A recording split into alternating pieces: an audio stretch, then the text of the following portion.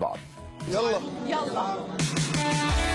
كده كانت الأجواء بين نصيف وجوزيف، فهم مش بس لابسين جاكيت للجيش زي بعض، إنما متابعين أخبار بعض وكل واحد حافظ أغاني التاني.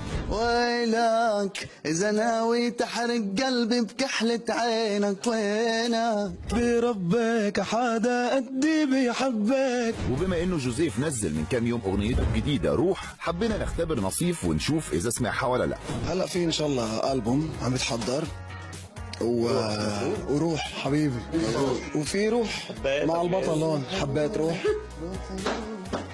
تخبر عنا حالك معظومة كثير وهات الله.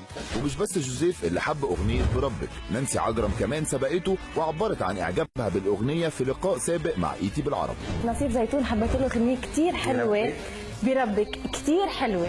بربك حدا قدي بيحبك، حتى القمر على الأرض بنزل.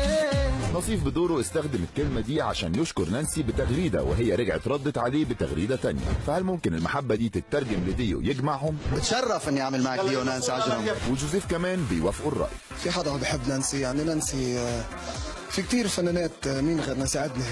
كلهم. انا بالنسبة لي نانسي. يلا نانسي.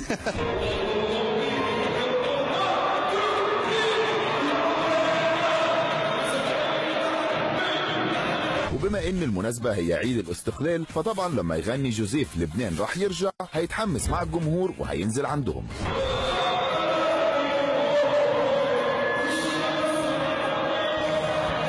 اما نصيف فغنى اجمل اغانيه القديمه والجديده من البوم طول اليوم، لكن المعجبات مش بس طلبوا يتصوروا معاه، وانما كل واحده اخذت بوسه بعد الصوره.